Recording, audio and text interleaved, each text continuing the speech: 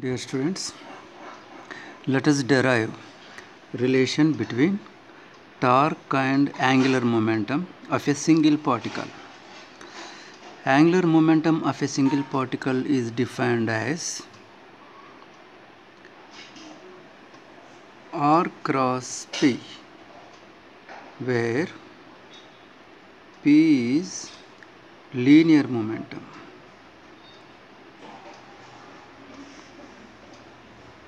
P is linear momentum of the particle. P is equal to mv.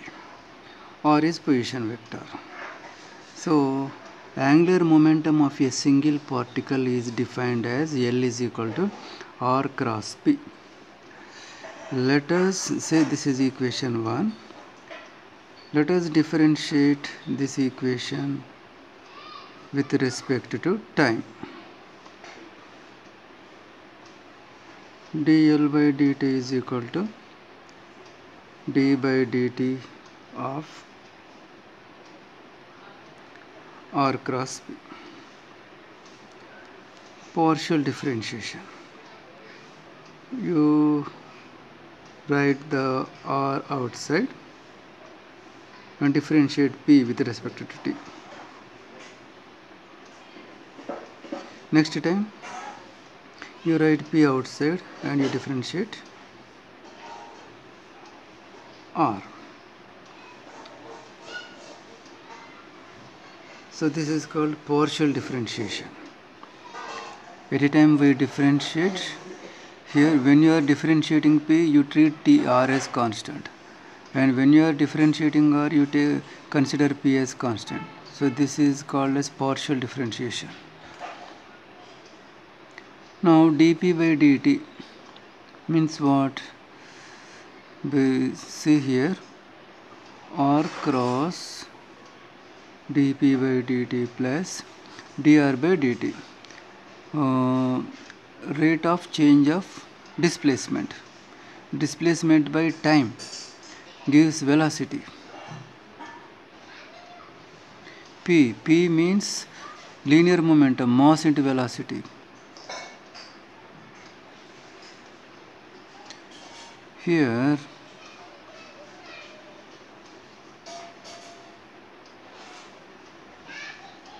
M is a scalar. So V cross V.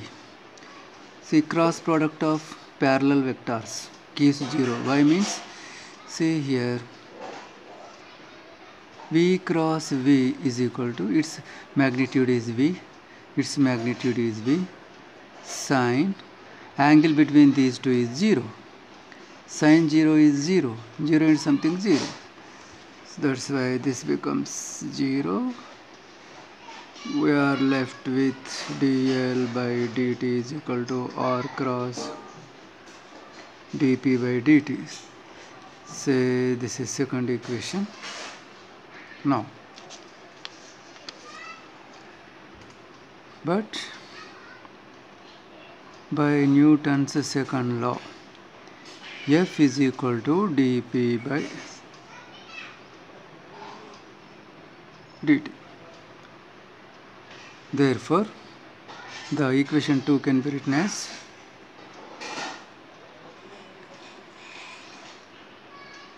R cross F,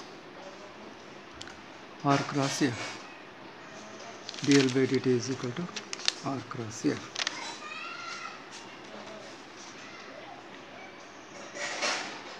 But R cross F is equal to tau, torque.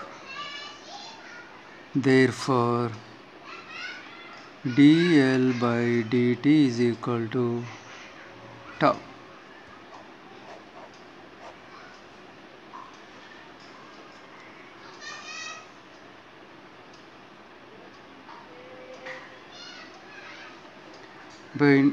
By Newton's second law, dP by dt is equal to F. Therefore, here in place of dP by dt you write F, R cross F.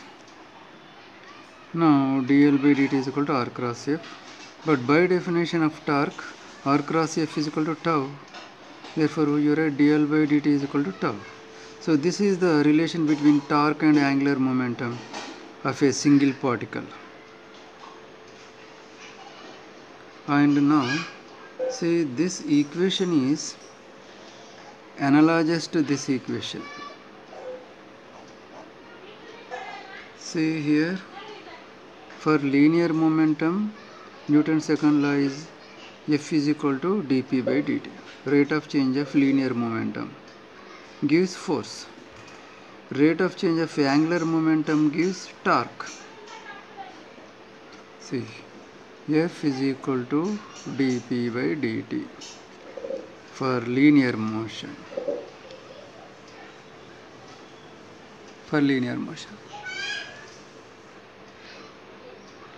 For rotational motion, tau is equal to dl by dt. Rate of change of linear momentum is force acting on it. Rate of change of angular momentum is equal to torque acting on it.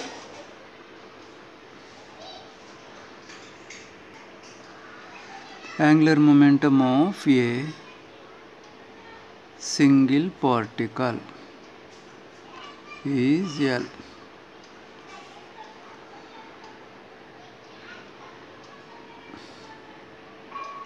Total angular momentum of a system of particles is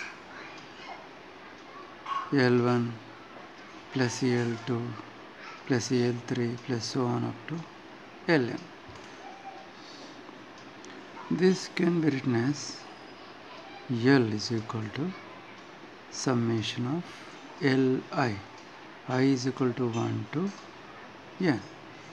This is equation 1. Now,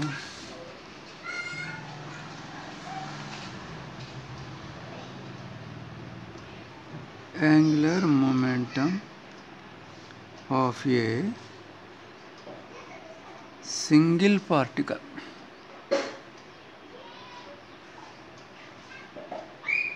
L is equal to R cross P. L is equal to R cross P. If you consider ith particle, then you can write I here. So this is second equation. Let us substitute here this value.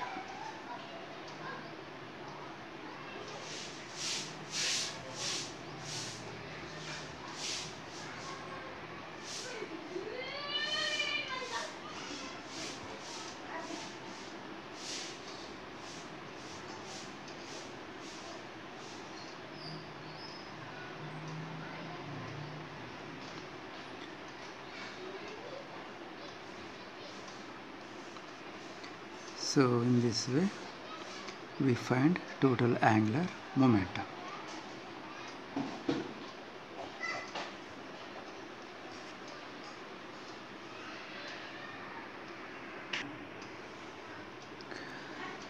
Relation between torque and angular momentum for a system of particles.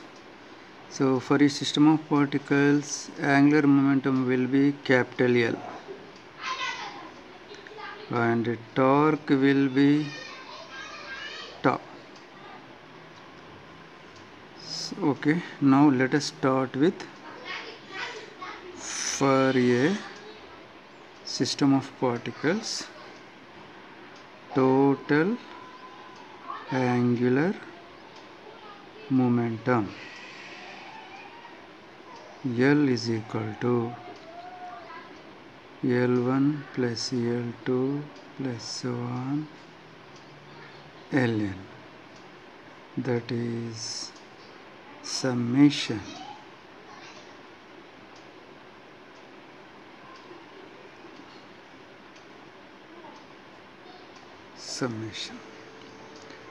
Now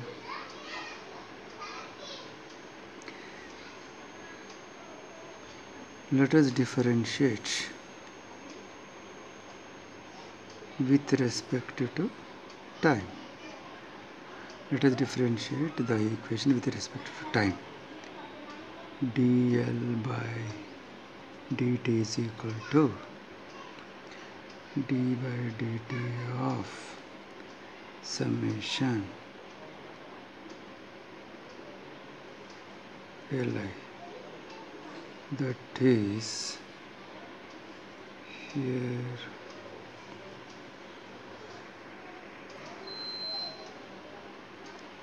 let us write the summation outside. Take d by dt inside, d by dt on Li but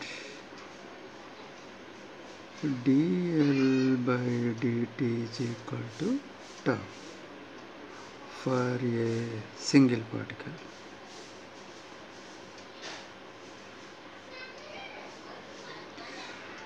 Rate of change of angular momentum is torque acting on it. Therefore, here we can write here dl by dt is equal to tau.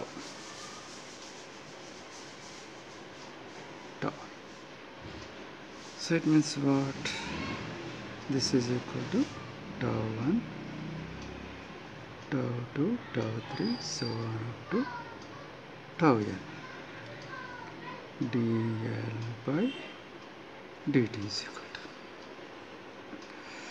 sum of the torques are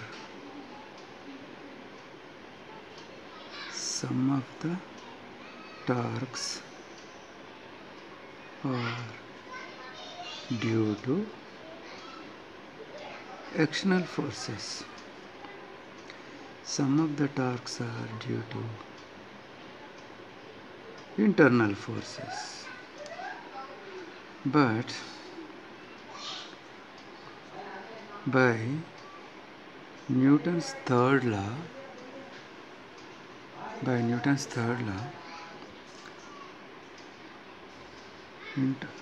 internal forces occur in action-reaction pairs. Therefore,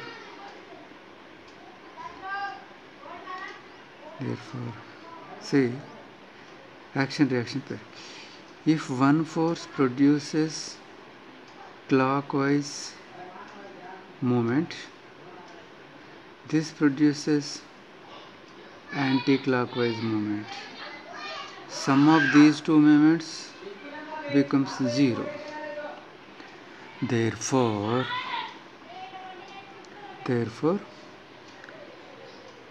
torque due to internal forces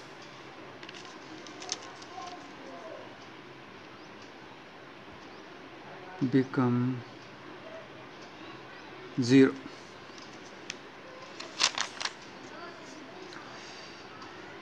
See here, we wrote summation of torques. No?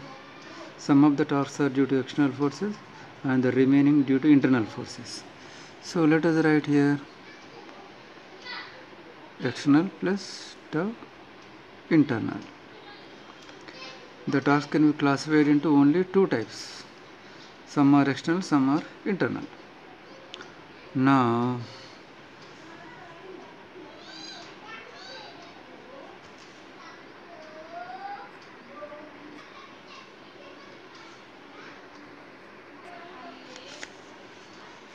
that is here tau ent means R cross F int, or let us write summation here only.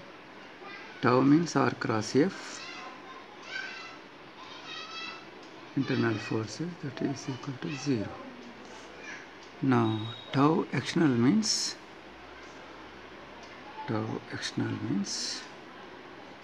summation of Ra cross F external.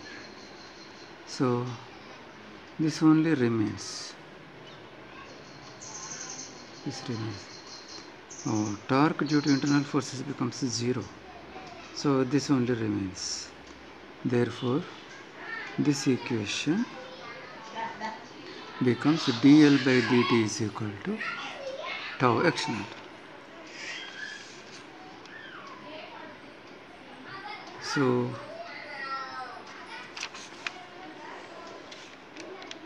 from equation 2 we get dl by dt tau x naught. So this is the relation between torque and total angular momentum of a system of particles. And see here, for rotational motion, tau is equal to dl by dt. For linear motion, in place of torque we get force, and here Newton's second law.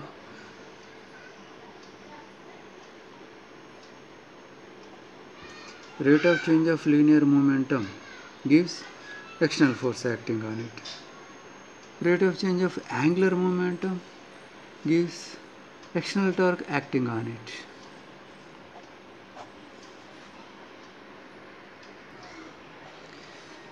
Conservation of angular momentum. So let us take this equation. Tau external is equal to dl by dt for a system of particles. If tau external is equal to 0, that is total external torque acting on a system of particles is 0, then what happens? dl by dt is equal to 0. This gives L is equal to constant. L is equal to constant. This is a vector. So this vector can be written as Lxi plus Lyj plus Lzk is equal. So if this is a constant, say this is equal to k. If that is a constant, k. Now this L can be written like this, and k can be written as k1i plus k2j plus k3k. Now comparing,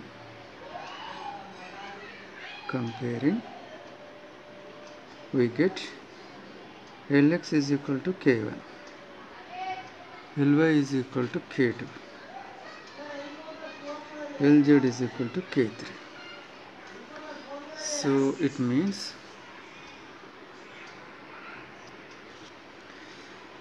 see the total external torque acting on a system of particles is given by dl by dt. If total external torque is 0, then dl by dt is equal to 0.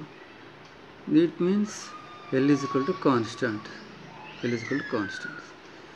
So this is written in the form of a statement here. So when total angular momentum is becoming constant, when total external torque acting on the system is 0. If total external torque acting on a system of particles is 0, then total angular momentum of the system of particles remains constant. Okay. So when total angular momentum remains constant, then the components of the total angular momentums are also conserved, they are also constant.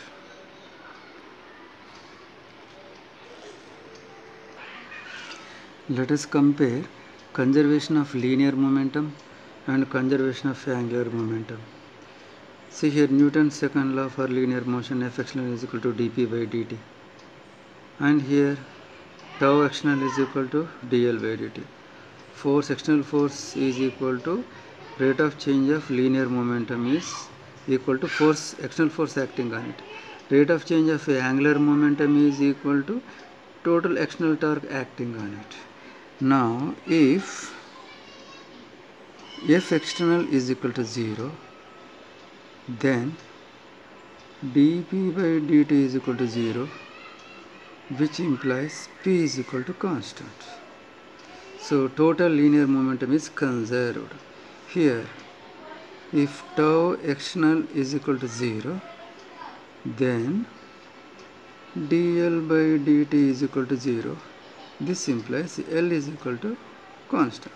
Total angular momentum remains constant. If external force is 0 on a system of particles, if external force is 0, then its total linear momentum remains constant. If external torque on a system of particles is 0, then its total angular momentum remains constant.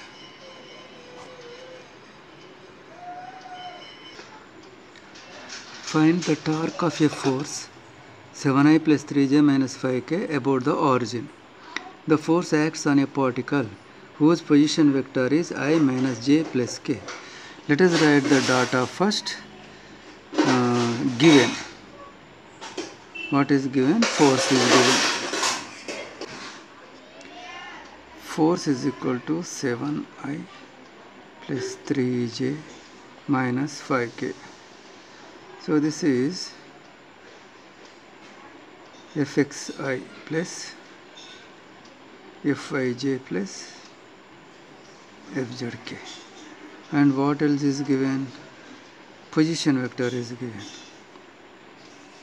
R is equal to I minus j plus k. R means xi plus yj plus zk. Now what is asked? Torque is asked. Torque is equal to R cross F. So in matrix method, we write here in the first row we write I, j, k. In the second row we write x, y, z components of R, that is x, y, z.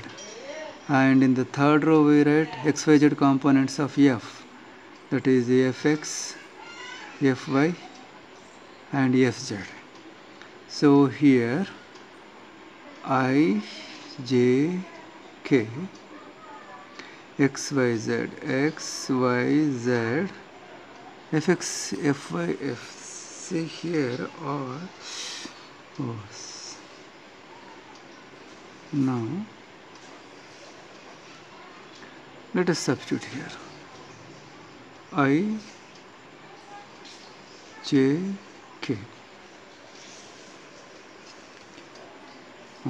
See, in place of x here 1 is there, 1, y minus 1 and z plus 1. Third row fx 7, fy 3, fz minus 5. We take determinant of this. Determinant means here I we write here. Now we exclude I containing row and column. So we are left with minus 1, 1, 3 minus 5, 3 minus 5, minus j containing row, column excluded. We are left with 1, 1, 7 minus 5.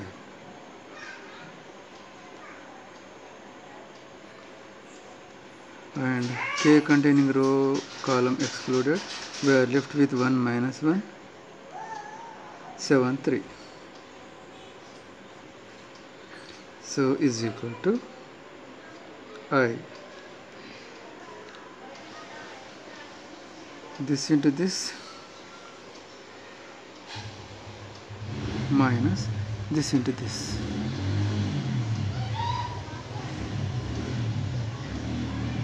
This into this minus this into this. K. 1 into 3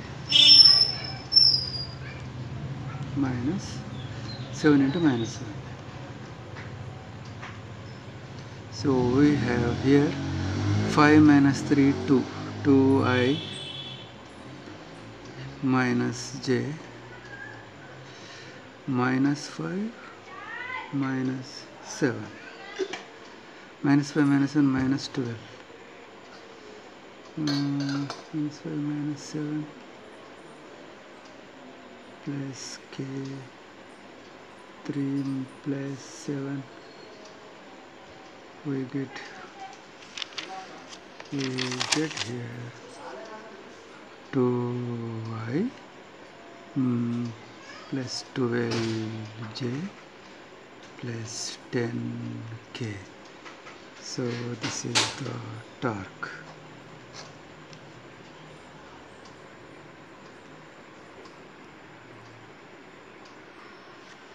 Now let us consider conditions for equilibrium. Already we considered this in the previous part. Translational equilibrium and rotational equilibrium. If the sum of upward forces is equal to sum of downward forces, then we say it as translational equilibrium. Similarly, if sum of sum of clockwise movements is equal to sum of anti-clockwise movements, then we say it has got rotational equilibrium. Like that we have already told this. Now here, if we, instead of telling upward downward, we are telling the algebraic sum of all forces. The external forces can be upward or downward. You consider all the forces. If vector sum of all external forces on a rigid body is 0, then it gains translational equilibrium. So it means what here? What should I write here? Sum of external forces, that is F1 plus F2 plus so on, Fn is equal to 0. It means what? It means sum of F external is equal to 0. Sum of all external forces is equal to 0. So here we have Newton's second law. What is Newton's second law? F external is equal to dp by dt. If sum of external forces is 0, this gives P is equal to constant. If total linear momentum is constant, then we say it has translational equilibrium. So this is the condition. If total linear momentum of a rigid body is constant, then we say it has translational equilibrium. Similarly, coming to rotational equilibrium, sum of external torques means tau 1 plus tau 2 plus so on, tau n is equal to 0, or sum of external torques is equal to 0. So here, analogous to this equation, we write in place of force you write tau. Instead of linear momentum, here angular momentum comes. If external torque is 0, then this implies L is equal to constant. So this is the condition. If total angular momentum of a rigid body is constant, then we say it has rotational equilibrium. That's all. Now next topic is couple. A pair of equal and opposite forces with different lines of action is known as a couple. A couple produces rotation without translation. Example 1, opening or closing lid of a bottle. See, to open lid from a bottle, we make use of two fingers. See, with the thumb we press one edge away from us, and with forefinger you apply force towards us. On one edge away, on the opposite edge towards us. Two opposite forces are applied to open or close it. See, opening or closing of a tap In the case of tap also, to rotate the tap, we apply two forces with two fingers on one edge away from us, on the opposite edge towards us. So this is like this. Suppose let us take like this. Say here this is a fulcrum. Say on this a force is applied in this direction. Here the force is applied in this direction. This is O, this is A, this is B, and say from here to here the length is L, and from here to here the length is L. Now here this force F1, see, this produces anti-clockwise moment. This force produces, see, this also produces the same moment. Both forces produce anti-clockwise moment here. So moment produced by this force is F into force into perpendicular distance. Here force into perpendicular distance. Both are producing anti-clockwise moments. So both are anti-clockwise moments are taken positive.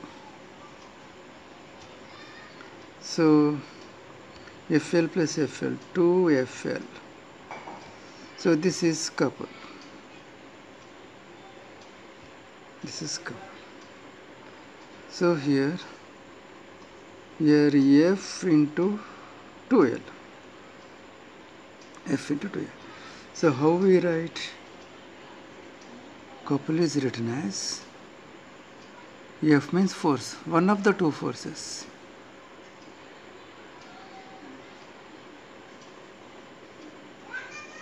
Into 2L. L plus L. 2L is nothing but distance between two forces. That is perpendicular distance.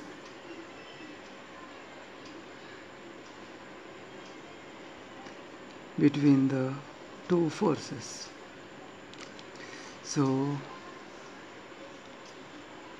see, couple is defined as one of the two forces multiplied by 2L means here to here. So perpendicular distance between the two forces, two parallel forces, perpendicular distance between the two parallel forces. In this way, couple is defined.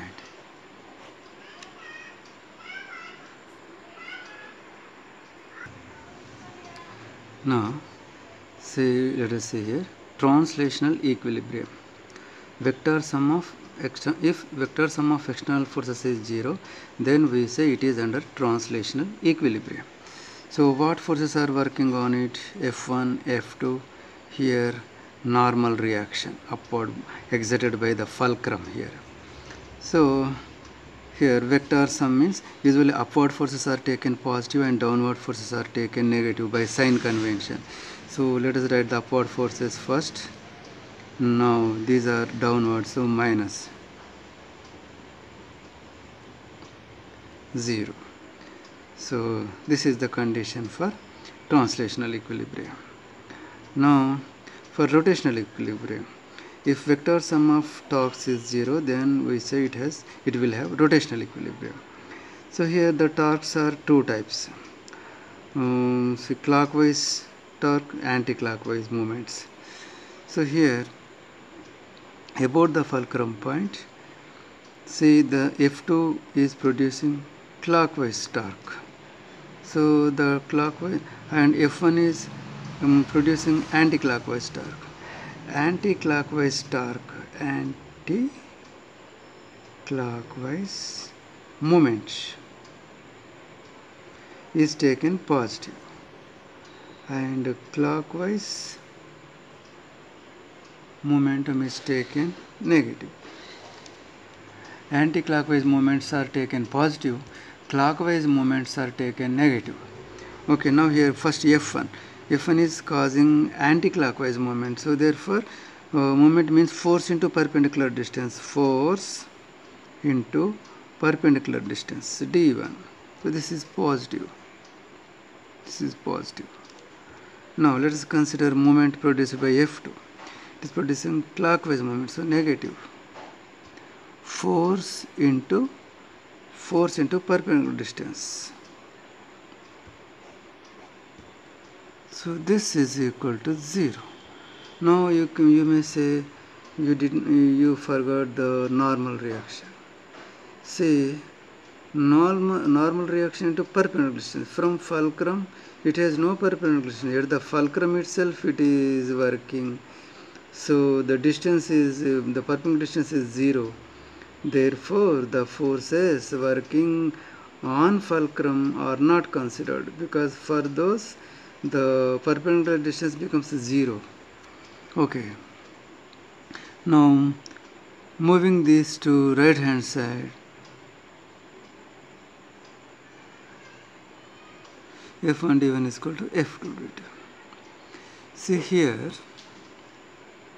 suppose F1, here some load is there. You are lifting a big stone. So on the stone the gravitational force will be working. So to lift the stone we have to apply the same at least force equal to the gravitational force. So in this way here this can be written as a load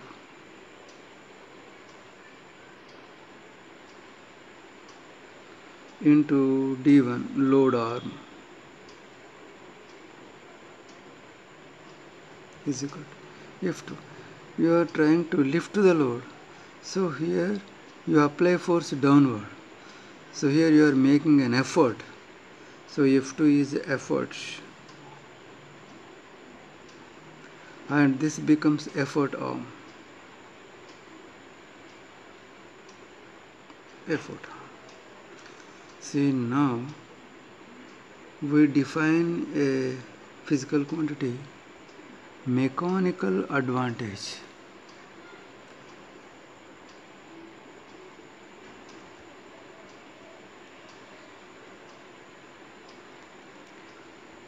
MA. We define a physical quantity, mechanical advantage, that is defined as load by effort.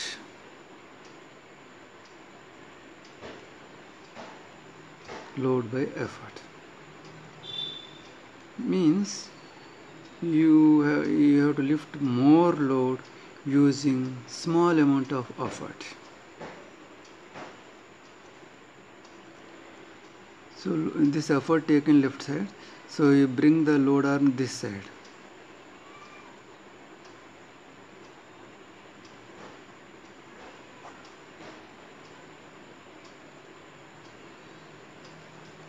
So in this way, to calculate mechanical advantage, you can take ratio of load and effort, or you can take ratio of effort arm by load arm. Now to understand this,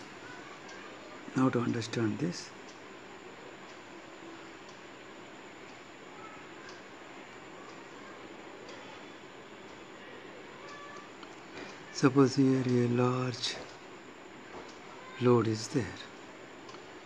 When you apply force downward, this is being lifted.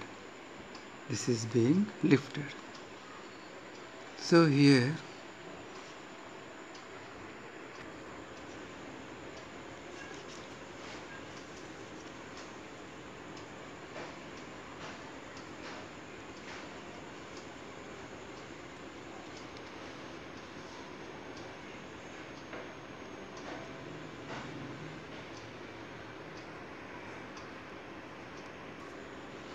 you must have observed to lift large loads compared to this length, compared to D1, generally D2 is taken more. For example, D1 is 15 centimeters and D2 is 45 centimeters. Then substituting in the formula, mechanical advantage becomes 3. That is greater than 1. That is load by effort is greater than 1. See, load by effort greater than 1. It means what? Load greater than effort. It means load is more, effort is less. So that is called mechanical advantage. So with less effort you are lifting large loads, and that is called mechanical advantage. And to get mechanical advantage here, compared to load arm, the effort arm must be more.